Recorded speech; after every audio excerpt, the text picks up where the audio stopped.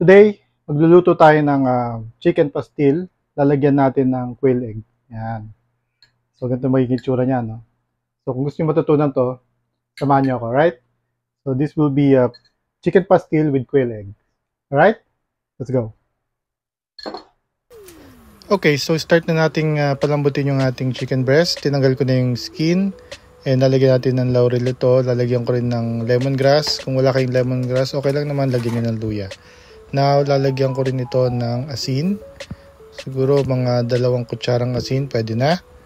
And then, lalagyan din natin ito ng paminta. Tapos, papakuluin na natin siya hanggang sa lumambot. Siguro mga 30 to 40 minutes. Alright?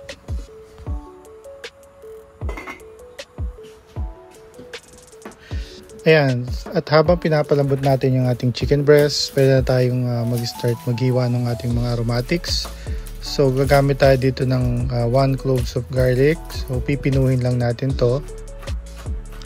Tapos, set aside lang natin. And then, start na natin hiwain din natin luya. So, ganito lang kalaki, pwede na siguro. Ayan. And then, hiwain din natin to ng pinong-pino katulad ng size ng ating bawang. Alright. Tapos, set aside lang natin. And then, hiwain na natin yung ating onion. Gagamit tayo dito ng 2 medium size onion. Tapos, hihiwain lang natin ito ng maliliit. I-cube lang natin siya. And then, isa-set aside na natin. At ito ang gagamitin natin sa ating lulutuing pastil.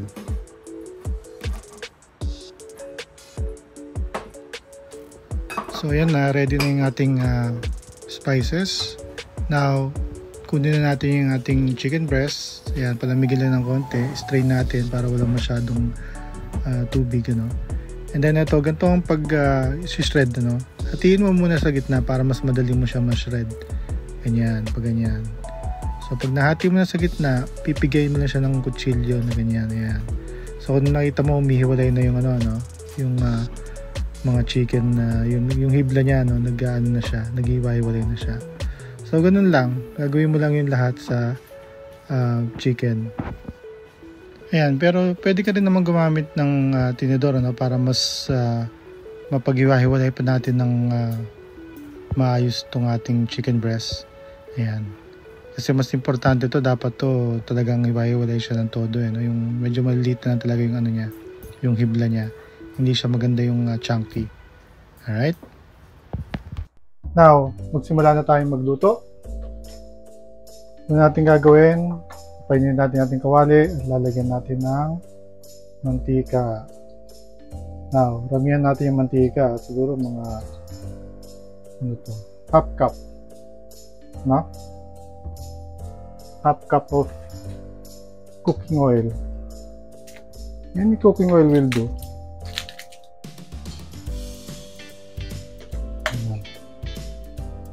Dagan pa natin. Ayan. Malakas sa mantika ito no?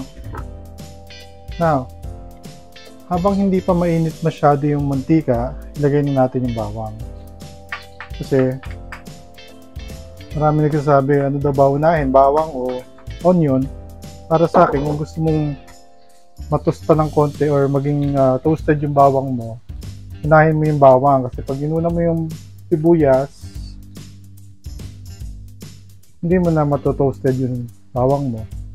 Now, magagawa mo lang yon kung medyo malamig pa yung mantika mo. Pero mainit na yung kawali, no? Pero malamig yung mantika. Ayan, ganyan lang. Tapos, sinaan mo lang ng konting apoy. Ngayon lang natin maging golden brown. Ayan, medyo nag-brown na yung ating bawang, ano? Kasi pag nilagay mo yan ng sobrang init na ng mantika, mangingitim yan. Hindi yan magiging ganyan ka-brown. Tapos lagyan natin yung sibuyas.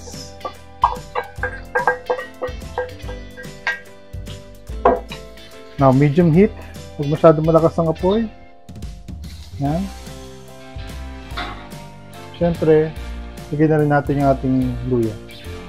Yan. Ito yung bawang, ganda, di ba? Hindi nang itim. So, ganun lang ang technique. Kailangan medyo malamig pa yung mantika mo. Saka mo na ilagay mo na yung bawang, ano? Pero dapat mainit na yung kawali bago mo ilagay yung tika. Ayan, para hindi nasusunog yung bawang at nagiging golden brown siya. Di ba mas magandang tingnan? Oh. Ayan, so may sibuyas, bawang, saka meron tayong luya. Siyempre, ilagay na natin yung ating chicken. Ayan. Medyo laki pa tong hiwa na to. Dapat siguro mas manipis pa. So, tinamad na tayo eh. Pero, ang gagawa kayo, mas maganda kung mas maliit yung gagawin nyo, na? Huwag nyo akong gayahin. Okay, rest lang yan. Ayan o. Medyo malaki pa. Alright. So, halo-halo. Halo-halo. Yan, pag medyo na halo na natin ng todo, no? Incorporate na natin yung ating mga aromatics. Lagyan na natin ng toyo. Alright. So at least, siguro mga half cup itong lalagay itong toyo, no? Yan. Yan ang magpapasarap dyan. And dagdagan lang natin ng paminta.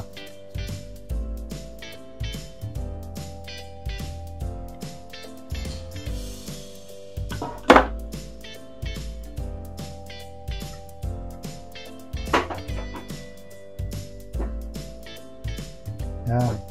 Halo lang natin para makulayan yung ating manok, no?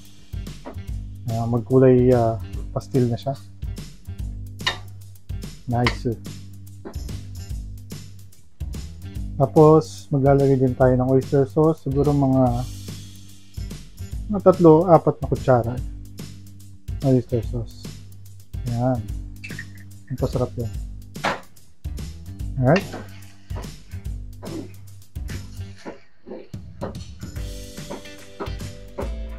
And also, lalagyan din natin ng turmeric. Yan. Mga 1 teaspoon. Yan. 1 teaspoon lang yan.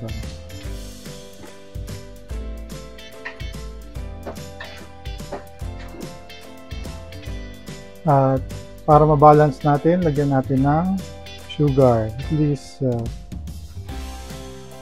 1.5 spoon or 2 tablespoon. Pwede na. Depende kung gusto mo medyo matamis-tamis. Sa'yo.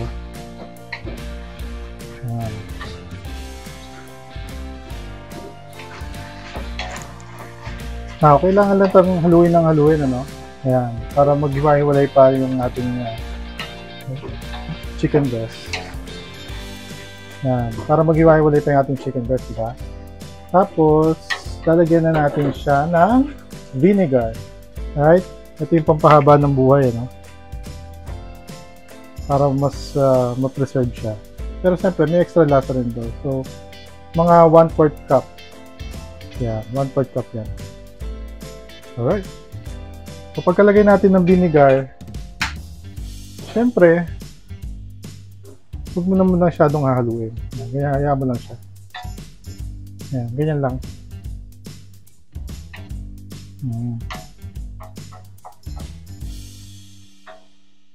Right, at this point, pwede natin takpan, ano? Para mas madaling maluto yung suka. Yan. Now, medyo wala na yung amoy ng suka, no? So, yan. Ngayon ko, luto na yan, suka. So, pwede natin haluin ulit. Yan. So, hindi naman siya nag-dry, pero kailangan natin itong i-dry ng konti, no? Kailangan parang medyo napiprito siya. At this point, yung ating apoy is medium heat, ha? Huwag masyadong lalakasan yung apoy kasi masusunog yan. And didikit. Kaya ito, hindi dumidikit yung ilalim. So, okay pa siya. Pag medyo napipit na siya, so tapos na siya, no? Pwede na siyang ihain. Pero, lalagyan natin ito ng konting twist. Maglalagay tayo ng quail egg. Ito yung quail egg natin, no? Lagyan natin yan para masarap. Right? So, ito yung magiging twist ng ating chicken pastil with quail egg. Ayan. Mas masarap yan kasi may quail egg na. Diba? Yung iba nilalagay nila yung malaking itlog, di ba? Pagkatapos nilalagay nila on top of the pastil. Rice, yung pastil, yung chicken pastil, tapos talaga nila ng egg. Pero tayong gagamitin natin, quail egg. Yan. Mas magugustuhan to ng mga bata eh. Mga ganyan pag may nakita silang ganyan, di ba? Natutuwa sila. So dahil luto naman na yung itlog natin, okay na yan. Yun yung pwede na yan. Na-incorporate na natin siya sa ating chicken pastil with quail egg. Now at this point, gagawa tayo ng kakaibang paraan ng pag-serve ng chicken pastil. So dahil nandito tayo sa Japan, gagawin natin tong chicken pastil onigiri style. First, maglalagay lang tayo ng yan. Yan, cling wrap.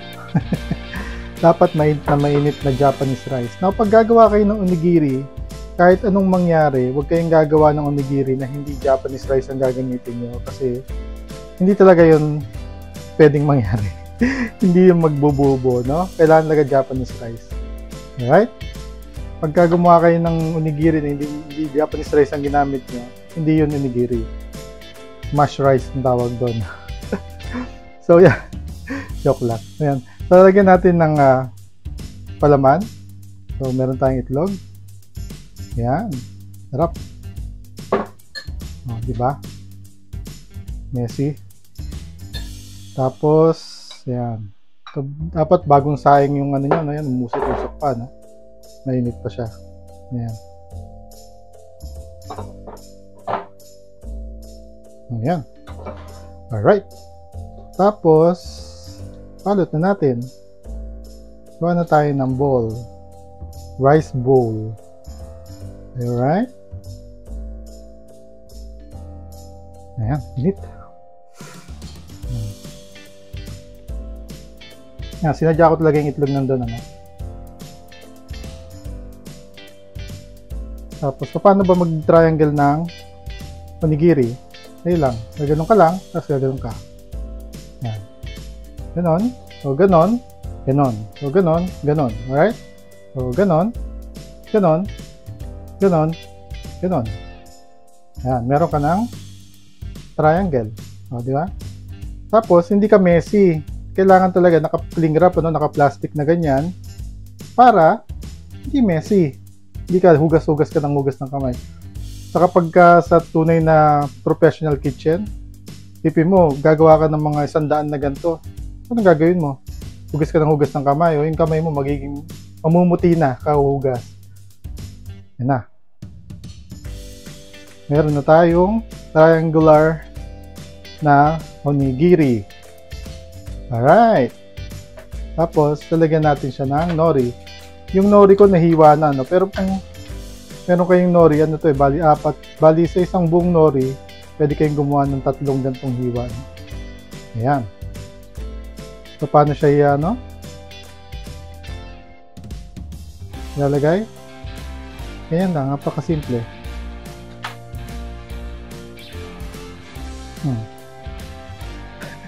Talaglag yung itlog. Sorry naman. Ayan. Ayan. Ayan, balik natin yung itlog. Ayan. Yan na, no? Yung ating onigiri na pastil. Alright? So, ito na siya. Alright?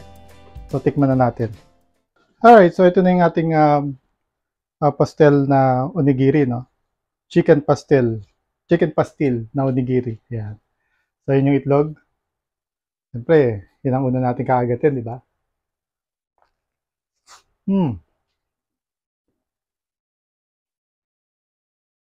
Up.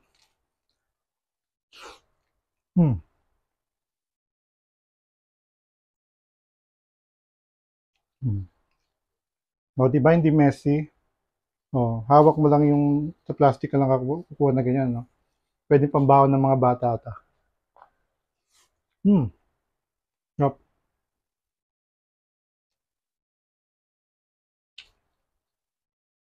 Pwede pala siya, no? Nori. Tapos yung chicken pastil. Masarap.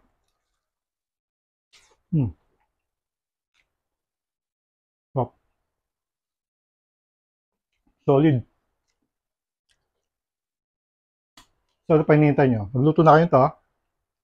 Alright? So, kung hindi ka pa nakasubscribe sa channel ko, subscribe mo na para lagi ka updated sa mga bagong videos. Again, this is Chef Ricky, your true Pinoy chef. Kain na tayo ng chicken pastil onigiri. Oh, hot.